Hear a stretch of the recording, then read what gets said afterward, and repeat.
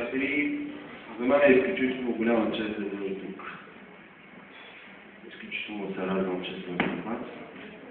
Вие знаете, много от вас, които са били на предишни наши презентации, че ние не сме тип дрес-код премиера. При нас протокол е сведен до малко по-различни стойности. Винаги сме се опитвали да дадем възможност на самото изкуство да говори повече за себе си, отколкото автора да се представя и такива неща. Това, което сме направили тази вечер, пак сме направили спектакъл. За мен е огромна гордост да ви кажа и страхотна радост, чисто човешки, много се радвам. И вие ще го усетите, защо няма нужда да ви обяснявам, че ще свиряме с Асен Масларски. Големият български поет и музикант Асен Масларски, това ще покажа за него.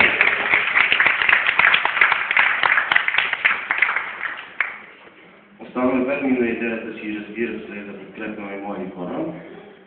Затова едни прекрасни млади актьори от един литературен клуб Калиопа са с нас и те ще играят в спектакъл. Кристина Кунева си я познавате. Тя вече е старо куче в нашата битка. В тази книга имаме едни много хубави художествени фотографии, които вместо илюстрации предоставиха свои художествени снимки. Мисля, че тук присъства Григор Бишов. Един от фотографите. И това, което остава да ви кажа, че ще започнем с спектакъла и той ще говори за себе си. Мястото на моите приятели е тук до мен, както съм го казал винаги. И сега тук на сцената ще дойде Кристина Кунева, която ще започне да говори по-смислени неща от мене, ако зазнете за нея.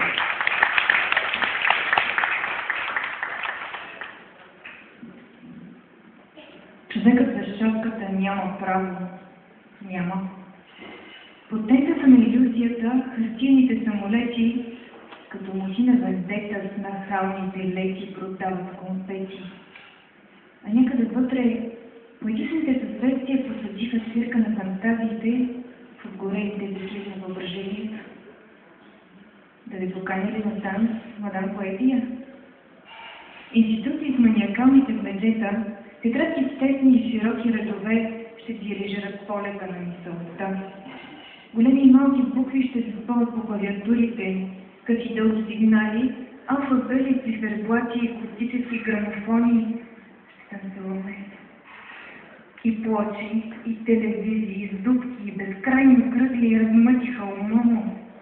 Сега е време, и утре е време, и вчера е денна. Умът е дежурната лампа на истината. По улиците на Берлин пророците надиват крак. 1950 и някоя. Веселките засмукаха лъжата, повръщат захарни петлета на виенски колела, разпънати в парижки ножици. И пак беше време, и пак беше утре. Наглимка се свиват, в окото заспиват, когато иглите играят на точки в продажния коблен. Не се ли страхуваш, че не могат без тебе? И с теб ще успеят, когато поискат. Човекът без шапката стиснат е стиснат. И пак ще живееш, и пак те написват. А Мартин, последният Мартин умира. Мартин ида момчето в машината, като смешана яд с раменете на синята, преобърнал пегаса от върнати пликове. Чак яхат на трети железни пети. Нека Бог да ни пази, братя слепци.